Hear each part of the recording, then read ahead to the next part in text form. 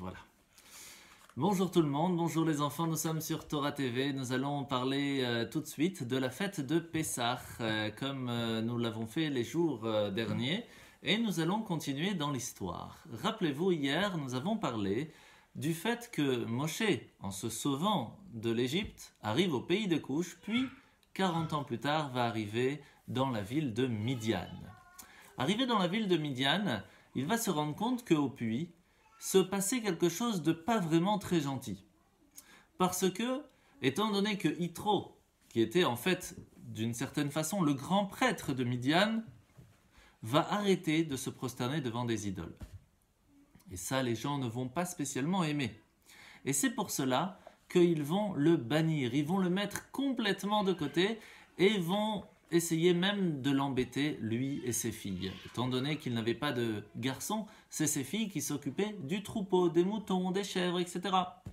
Et c'est ainsi que va commencer l'histoire de Moshe arrivé à Midian. Tous les jours, lorsque les filles de Yitro arrivaient au puits, les bergers de la ville ne les laissaient pas prendre de l'eau seulement après que tout le monde ait fini de prendre de l'eau pour leurs moutons. Ce qui fait qu'ils arrivaient très tard à la maison. Mais ce jour-là, le jour où Moshe arrive, quelque chose de plus grave arrive. Quelque chose de très grave se passe. Les bergers de la ville commencent à pousser les filles de Yitro, même une va tomber dans l'eau. C'est ainsi que Moshe va prendre le bâton qui était à côté et va se battre contre les bergers pour les renvoyer. Et les filles de Yitro vont pouvoir rentrer chez elles bien plus tôt. Et c'est là que Yitro va demander « Mais où est ce monsieur-là qui vous a sauvé? Ramenez-le à la maison !» Et ne serait-ce que le fait de l'avoir amené à la maison, même s'il n'avait peut-être pas spécialement de bonnes idées, mais quand même, cela va lui permettre que Moshe va se marier avec Tzipora, et Yitro va être donc le grand-père des enfants de Moshe Rabbeinu. Mais rappelez-vous, hier, je vous ai posé une question. D'où venait ce bâton? Eh bien, il faut savoir que lorsque Hachem a créé le monde et qu'il a donné à Adam et Ève, Adam et Chava, la possibilité de vivre dans le Gan Eden, dans le jardin d'Éden, ils vont en fin de compte y sortir parce qu'ils vont manger le fruit interdit. À ce moment-là, Adam, qui avait fauté, avait très peur des animaux. Parce que les animaux ont peur de l'humain lorsque l'humain se comporte comme un être humain et qu'il écoute la voix de Dieu. Mais puisqu'il avait fauté et qu'il n'avait pas écouté ce que Dieu avait demandé, eh bien il avait très peur des animaux. C'est à ce moment-là que Dieu va lui faire deux cadeaux, à lui et à sa femme. Ils vont recevoir des vêtements faits par Dieu. Alors il y a un avis qui dit que ça a été fait avec la peau du serpent. Mais ce qui est magnifique, c'est que va être brodé sur ce vêtement tous les animaux du monde. Et chaque personne qui portait ce vêtement avait le contrôle des animaux. Et ce vêtement va passer, ainsi qu'un autre cadeau qui va être donné à Adam, c'est un bâton. Mais ce bâton n'est pas en bois, il est en saphir, en diamant magnifique. Et dessus va être gravé 3 mots. Detzach, Adash, Be'achav. Et on va voir plus tard pourquoi est-il gravé ces 3 mots. Que va-t-il se passer avec cet habit et ce bâton? Il va être transmis aux enfants de Adam, plus précisément à Seth, qui va le faire transmettre à Hanor, qui va le donner à Mathusalem. Et Mathusalem, en hébreu, Metouchelach, va le transmettre à Noach. Noach va le donner à ses enfants. Et en fin de compte, Shem, Ham et Yafet, eh bien cela va arriver jusqu'à Avimelech et Nimrod, qui va en fin de compte être tué par Esav. Et c'est Esav qui va réussir à retrouver cet habit-là. Et c'est cet habit que Yaakov va mettre lorsqu'il va recevoir les bénédictions de son père. Mais ce bâton, qui va en fin de compte se retrouver, après avoir fait la guerre, Pharaon contre Esav, va reprendre ce bâton magnifique en saphir, et va se retrouver dans les trésors de Pharaon. Lorsque Yitro va partir, Pharaon va le récompenser en lui offrant quelque chose qui se trouvait dans son trésor. Et Yitro va voir ce bâton si spécial et va le prendre avec lui à Midian. Arrivé chez lui, il va le planter dans son jardin. Mais à ce moment-là, plus personne ne pouvait le ressortir. Mais lorsque Moshe va retrouver ce bâton, va réussir à sortir de ce bâton du trou, c'est là que va comprendre Yitro qu'en fin de compte, il était très important ce monsieur Moshe, parce qu'il a réussi, et c'est le seul qui a réussi à prendre ce bâton de la terre. À ce moment-là, comme on l'a dit hier, Yitro va avoir très peur de Pharaon du fait que Moshe était quelqu'un qui était recherché par Pharaon parce qu'il avait tué l'Égyptien. Et c'est pour cela qu'il va le mettre en prison pendant 10 ans. Et c'est Tzipora, sa fille, qui va s'occuper de lui. Après ces 10 années, Tzipora et Yitro vont sortir Moshe de cette prison. Et Tzipora et Moshe vont se marier. Mais attention, Yitro va y mettre une condition qui ne va pas du tout être facile à prendre pour Moshe. Yitro va dire à Moshe, je suis d'accord que tu te maries avec ma fille, mais attention, le premier fils que tu vas avoir n'aura pas le droit de faire la Brit Mila, n'aura pas le droit de faire la circoncision. Ça c'est interdit, c'est un problème pour Moshe, parce que pour Moshe, il est juif, donc pour lui c'est normal de faire la circoncision. Aïe aïe aïe, quoi faire? Moshe prend quand même la décision de se marier avec Tzipora, qui était une femme extraordinaire, une tzadékette. Et c'est ainsi qu'il va avoir 2 petits garçons. Mais avant cela, il va devoir s'occuper aussi des troupeaux de Yitro, puisqu'il n'y avait que des filles, donc c'est lui le beau-fils, le gendre, qui va s'occuper des moutons, des chèvres, des agneaux qui appartenaient à Yitro. Une grande bénédiction va arriver puisque aucun loup ni aucun lion ne va pouvoir manger ces animaux. Tous vont être en bonne santé, vont avoir des petits chevreaux, etc. Et tout va bien se passer. Mais ce qui est vraiment magnifique, c'est que Moshe Rabbeinu était un berger extraordinaire. Il s'occupait de tout le troupeau, même un qui avait un petit bobo, il allait tout de suite le voir. Qu'est-ce qu'il faisait? Très simple, un jour est arrivé où un petit agneau va se sauver. Et il va le suivre. Vite, il va courir derrière pour le rattraper. Attention, mon petit agneau, reste derrière moi. Jusqu'à qu'il arrive devant une montagne. Quelle montagne? C'est le mont Chorev. Vous avez déjà entendu parler de ce nom? Cette montagne a un autre nom. On l'appelle aussi le mont Gavnonim. Toujours pas? Eh bien, en fait, c'est le mont Sinaï. Là, ça vous parle peut-être, les enfants. Oui, le mont Sinaï, c'est là où on va recevoir la Torah. Eh bien, sachez d'abord, première chose, c'est que Moshe Rabbeinu, avant d'arriver jusque là-bas, ça va lui prendre 40 jours avant de pouvoir arriver jusqu'à cet endroit où les moutons vont manger. Mais 40 jours sans manger, sans boire. Ni pour Moshe, ni pour les animaux, c'est possible. Et pourtant, ça va marcher, ça va fonctionner. Comment ça se fait? C'était un miracle que Hachem va faire à Moshe pour lui montrer que plus tard, lorsqu'il montera au mont Sinaï pour prendre les 10 commandements et faire descendre la Torah, là-bas aussi, il montera pendant 40 jours et 40 nuits, il ne mangera pas, il ne boira pas, et restera quand même en bonne santé. Et vous savez qu'il y a une autre personne qui a fait exactement la même chose que Moshe Rabbeinu. C'est le roi David. Oui, parce que les enfants, sachez que le roi David lui aussi va voir un petit agneau qui va se sauver, un petit mouton, et va courir derrière et va s'occuper de lui sans faire attention aux autres. Il fait attention à chaque petite personne, à chaque petit animal qui se trouvait dans son troupeau. Et ça, c'était tellement magnifique que Hachem a dit à David et il a dit à Moshe, puisque tu t'es tellement bien occupé de ce troupeau, ça montre que si je te donne en main, eh bien, tout le peuple juif, tu pourras t'occuper de chacun d'entre eux aussi, et tu feras attention à chacun d'entre eux. C'est comme ça que va Moshe Rabbeinu et David être choisis comme le berger du peuple d'Israël.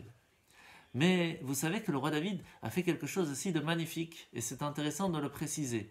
Le roi David va se rendre compte que les moutons qui étaient très forts, très âgés, très grands, vont manger toute la bonne herbe, alors que les plus moyens vont manger ce qu'il reste. Et alors les tout bébés qui n'avaient pas de force, il ne restait plus grand-chose. Alors le roi David, qu'est-ce qu'il va faire? Eh bien, il va construire 3 petites cabanes où il va installer les plus grands, les plus forts, les moyens et les plus petits. et va d'abord ouvrir la porte des plus petits pour qu'ils puissent manger. Puis les moyens, puis les plus forts. Eux, ils avaient la force de manger ce qui reste. Donc on voit à ce moment-là que Moshe va s'occuper vraiment de tous les animaux.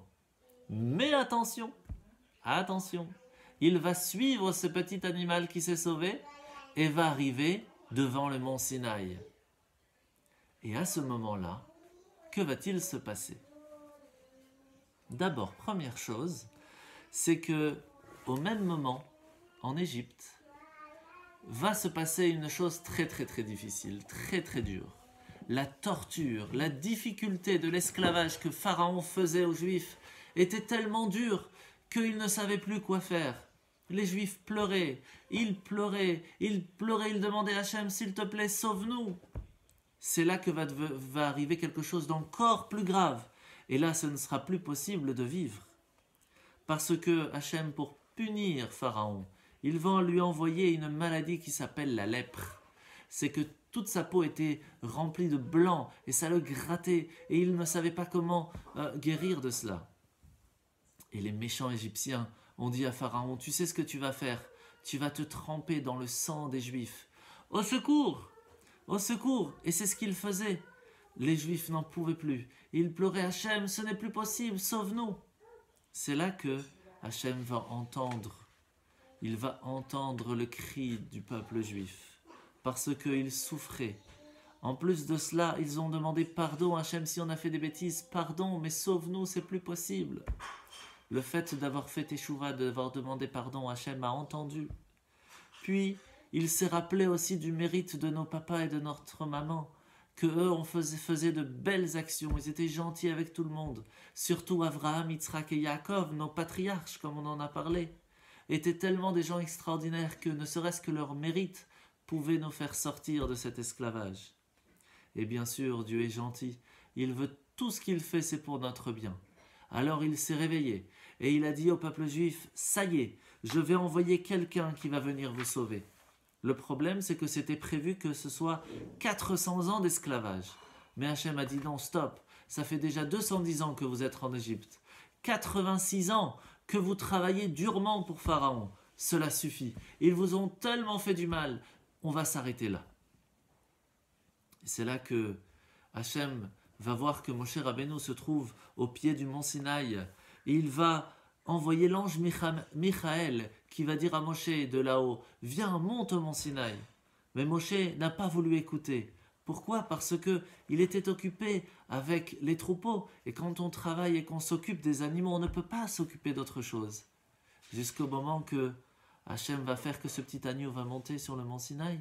Et il va mettre tout là-haut un buisson, un petit arbre qui brûle, beaucoup de feu. Mais l'arbre ne se consume pas. L'arbre reste normal comme s'il n'y a pas de feu. Mais c'est magique. Non, c'est un miracle. C'est Hachem qui voulait attirer Moshe jusque-là. C'est là que Moshe va monter sur le mont Sinaï, va voir ce que c'est. Et lorsqu'il arrive là-haut, il entend la voix de son père Amram, qui était en fait, venait de rentrer au ciel, il venait de mourir et donc son âme était au ciel et qu'il appelait à travers ce buisson. Mais en fait, c'est Hachem qui l'appelait à travers la voix de son père, pour ne pas qu'il ait peur. Et alors il dit, papa? Non, il dit, non, c'est Hachem, le Dieu d'Abraham, le Dieu de Yitzhak, le Dieu de Yaakov, ton Dieu à toi aussi, Moshe. Écoute bien, sache que je me montre à toi maintenant pour te dire que tu te trouves sur une terre sainte et tu ne peux pas marcher avec tes chaussures ici, tu dois enlever tes chaussures. Il les mit de côté et demanda à Hachem, Hachem, qu'est-ce que je fais ici?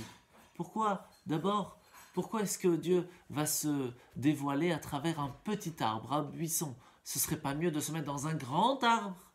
Non, les enfants, parce que Hachem nous apprend de là une chose très importante, une personne qui veut rester avec Dieu, qui veut vivre avec Dieu, qui veut que Dieu puisse lui parler. Il faut que on ne soit pas grand comme une montagne, comme un grand arbre, en disant « moi je connais tout, moi je suis le plus fort ». Non, ça Dieu n'aime pas du tout. Il veut qu'on soit comme un petit buisson, en disant c'est vrai que je connais plein de choses, mais j'ai encore beaucoup de choses à apprendre. C'est pour cela que je vais à l'école. Peut-être que je connais plein de choses, mais pas encore tout. C'est pour cela que j'écoute mon papa et ma maman. Lorsqu'on est petit comme un buisson comme ça, alors Dieu peut venir avec nous et nous aider. Eh bien, sachez qu'à ce moment-là, Hachem va dire à Moshe, sache que mon peuple pleure. Le peuple d'Israël se trouve en Égypte et il pleure, il souffre. Il faut aller le sauver. Et sache que de la même façon que ce petit buisson brûle avec du feu, comme ce peuple juif qui pleure, qui souffre, comme ce feu, sache que le buisson restera toujours bien. De la même façon, le peuple juif restera toujours indestructible. On ne pourra jamais nous faire du mal, parce que Hachem est avec nous, il nous protège.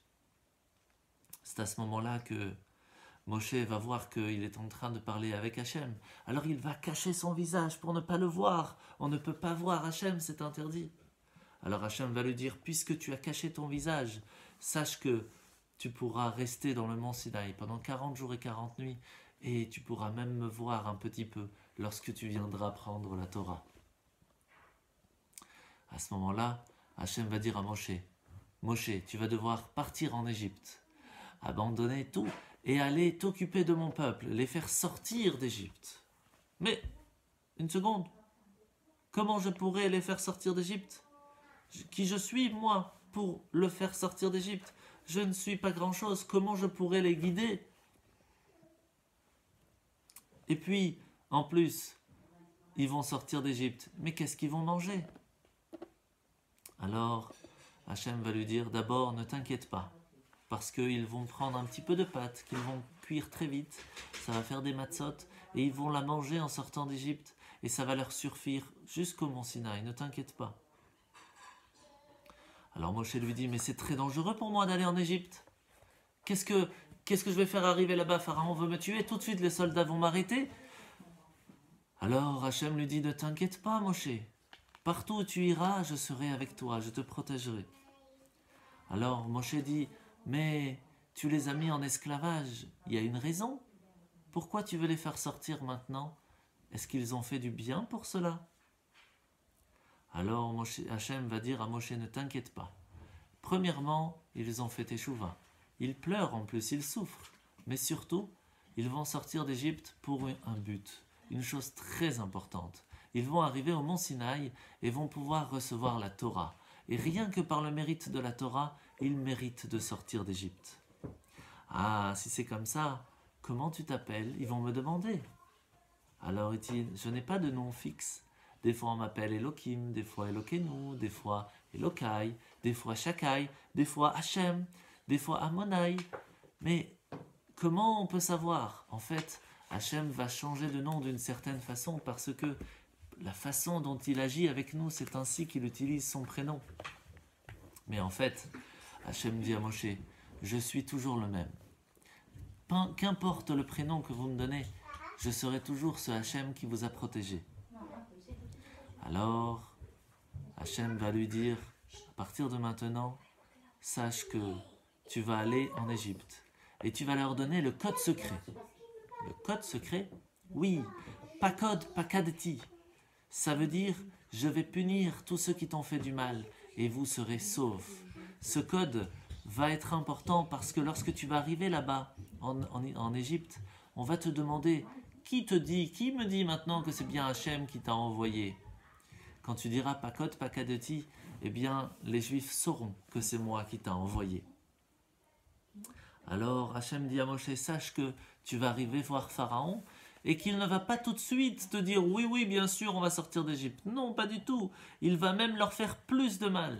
Mais quand même, tu vas continuer à tout faire pour les faire sortir d'Égypte et tu réussiras. Alors, Moshe va dire, mais attends, je vais arriver devant l'Égypte, les Juifs, mais ils vont pas me croire. Quelle chose! Comment est-ce que les Juifs vont me croire? C'est là qu'Hachem va lui dire, sache que tous les Juifs du monde, quels qu'ils soient, qu'ils fassent la Torah ou qu'ils ne fassent pas la Torah, tous les Juifs du monde, ils sont des Ma'aminim, Bnei Ma'aminim. Ils sont des croyants, fils de croyants. Ils croient en toi, Hachem, ne t'inquiète pas, et ils vont croire en toi aussi, Moshe, parce qu'ils croient en moi. Et même s'ils te disent qu'ils ne croient pas en Dieu, en fait non, ils croient en Dieu, c'est sûr et certain. Parce que tous les Juifs croient en Dieu. Ils ont à l'intérieur d'eux une âme, une neshama, un diamant magnifique. Des fois, il y a un peu de boue dessus parce qu'ils ont fait des bêtises, mais ne t'inquiète pas, cette âme est magnifique et ils croient en toi, quoi qu'il se passe. Mais tu viens de faire quelque chose de pas bien, Moshe. Tu viens de faire du lachon hara. Tu viens de dire de la médisance, une chose pas belle sur les Juifs. Tu as dit que les Juifs n'allaient pas me croire. Ça, tu vas être puni pour ça. Et c'est ce qui va se passer. Hachem va lui dire, je vais te donner des miracles que tu vas montrer aux Juifs et même aux Égyptiens. Et ils vont croire que c'est bien moi qui t'ai envoyé. Jette ton bâton à terre et il va se transformer en serpent. Et pourquoi en serpent? Parce qu'il le dit, toi Moshe, tu as utilisé ta langue comme le serpent en disant des choses pas belles sur les Juifs. Alors ton bâton se transformera en serpent. Puis, il a eu peur, Moshe, du serpent. C'est dangereux. Il s'enfuit. Mais ne t'inquiète pas. Hachem lui dit, ne t'inquiète pas. Le serpent ne peut pas faire de mal. Le poison ne peut pas faire de mal. Il n'y a que le fait d'avoir fait des fautes qui fait du mal. Donc, approche-toi du serpent, attrape-le, il redeviendra un bâton. Et vous savez que une fois, il y avait un serpent venimeux dans une ville d'Israël. Les gens paniquaient, ils ne savaient plus quoi faire. Ils sont partis voir Rabbi Hanina ben Dosa. Et lui, qu'est-ce qu'il a fait? Il a mis son pied dans le trou où le serpent habitait. Le serpent l'a accroché, il lui a fait du mal. Et pourtant, c'est le serpent qui va mourir et pas Rabbi Hanina ben Dosa. Et il va dire une phrase très importante. Il dit, voyez, ce n'est pas le serpent qui tue. C'est la faute qui tue. Et comme moi, Rabbi Hanina, je n'avais fait aucune faute, je ne faisais que des bonnes choses. Il n'a rien pu me faire. Vous savez, qu'est-ce qui va se passer après? Le signe du bâton peut-être n'allait pas suffire. Alors il va lui dire, prends de l'eau, verse et tu verras, elle va se transformer en sang. Voyez les enfants, encore une chose, encore un miracle que Moshe va faire. Et pour finir, une troisième chose qui va faire un petit peu la punition de Moshe. Il va prendre sa main, la mettre sous son aisselle et elle va redevenir avec de la lèpre. Vous vous rappelez la lèpre que Pharaon il a eue? Eh bien Moshe va avoir de la lèpre, sa main va être toute blanche. Et pourquoi? Parce que celui qui dit du mal sur les autres a comme punition la lèpre. Et cette lèpre, on dit à la personne, on ne veut pas te voir, sors de la ville, on te met en quarantaine pendant 7 jours. Et encore 7 jours s'il y a besoin, si tu n'as toujours pas compris qu'il ne faut pas dire des choses mal sur les Juifs. C'est comme ça qu'après il va remettre sa main et va être guéri. Hachem lui avait pardonné. Quand même, Moshe va lui dire, mais tu sais, moi je parle pas tellement de langue. Et en plus, je parle pas très bien, puisque je bégaye. Vous vous rappelez que Moshe bégayait à cause qu'il avait mis de la braise, du charbon dans sa bouche. Il avait brûlé sa langue. Alors Hachem commence à se fatiguer un petit peu. Il dit, oh, ça suffit Moshe. Qui c'est qui a donné la langue? Qui c'est qui donne la possibilité à la personne de parler? C'est moi. T'as pas voulu parler? Eh ben, tu ne seras pas guéri. C'est dommage. Ce sera, tu sais quoi? Quelqu'un d'autre qui ira parler à ta place. Ce sera ton frère Aaron qui parlera à ta place. Et étant donné que c'est Aaron qui va aller parler à sa place, c'est pas Moshe qui sera le Kohen plus tard, c'est Aaron qui sera le Kohen. Eh oui. Mais ne t'inquiète pas. Hachem dit à Moshe, vous deux, Moshe et Aaron, sachez que vous allez rester heureux l'un pour l'autre. C'est pas parce qu'un fait plus que l'autre que vous allez être jaloux. Non, surtout pas. Il faut être heureux que l'autre a pu avoir un mérite. Et vous rappelez que qu'est-ce qui a fait qu'on est parti en Égypte? À cause que les frères étaient jaloux de Yosef et l'ont vendu en esclave en Égypte. Eh bien, cette façon d'être heureux pour notre frère et de ne pas être jaloux de lui, c'est une des choses qui est très importante, qui va nous apporter en fin de compte cette sortie d'Égypte. Ne soyons pas jaloux, soyons contents pour notre frère. Mais en fin de compte, en partant vers l'Égypte, il va prendre sa femme et ses 2 enfants. Gershon le premier, qui veut dire Gersham, j'ai été étranger là-bas. Et Eliezer, Eli, ça veut dire mon Dieu, Ezer, il va m'aider. Mais n'oubliez pas qu'est-ce qu'avait fait Moshe, il n'avait pas circoncis, il n'avait pas fait la Brit Mila pour son premier enfant. C'est là que Moshe, lorsqu'il part avec Yitro, Il lui dit, mais pourquoi tu les prends avec toi? Laisse-les ici. Il dit, non, tu sais quoi? Je vais aller quand même avec mes enfants. Et parce que je veux que mes enfants puissent écouter aussi cette forme de ressortir d'Égypte et en fin de compte de recevoir la Torah. C'était important pour lui. Et Moshe va donc partir avec son fils, ses 2 enfants, sa femme en Égypte. Mais en direction de l'Égypte, quelque chose de très grave va se passer. Pourquoi? Parce que un ange va venir et se transformer un peu en serpent comme ça, et va avaler l'enfant de Moshe. Pardon, il va avaler Moshe. Jusqu'à où? Jusqu'à la Brit Mila. Puis il va le recracher, va le prendre par les pieds et va l'attraper aussi jusqu'à sa Brit Mila. Moshe va avoir très peur, sa femme Tzipora ne saura pas quoi faire, jusqu'à ce que Tzipora va comprendre. C'est le message que l'enfant de Moshe ne peut pas rester sans Brit Mila. Elle va donc prendre une pierre, l'aiguiser et faire la Brit Mila à son fils, comme ça en direction du désert, en direction de l'Égypte. C'est ainsi que, en fin de compte, on voit comment est importante la mitzvah de la Brit Mila. Parce que tout le but du monde, c'est qu'on puisse être attaché à Dieu. Et une des raisons comment on peut faire pour être attaché à Dieu, c'est grâce à la mitzvah de la Brit Mila. Il faut savoir que la Brit Mila équivaut à tous les mitzvot de la Torah réunis, puisque nous sommes attachés à Dieu de façon éternelle. Grâce à ça, nous sommes attachés par 13 façons, 13 alliances. Et c'est très important de le faire. Au point que même si le 8e jour de la Brit Mila arrive un jour du Shabbat, eh bien nous mettons en pause le jour du Shabbat pour pouvoir faire la Brit Mila. Parce que la Brit Mila est quelque chose de très important. Maintenant, nous allons arriver en Égypte. Moshe et Aaron vont se retrouver. On va aller voir le peuple juif et même Pharaon pour lui dire « Ça y est, sors-nous d'Égypte s'il te plaît. C'est fini, on ne peut plus rester en Égypte. Maintenant, c'est bientôt Pessah. Nous voulons sortir d'Égypte. » D'abord, est-ce que les Juifs vont le croire? On va voir ça tout de suite demain. Et surtout, est-ce que Pharaon va le croire? Ça, c'est sûr que non. Alors, comment faire? Heureusement, vous vous rappelez que Moshe a un code secret. Pas code Pakadeti. Et surtout, il a les miracles du bâton qu'il va faire devant Pharaon. Est-ce que tout cela va suffire? Eh bien, vous savez quoi? On verra tout ça demain, les enfants. À demain et bonne journée.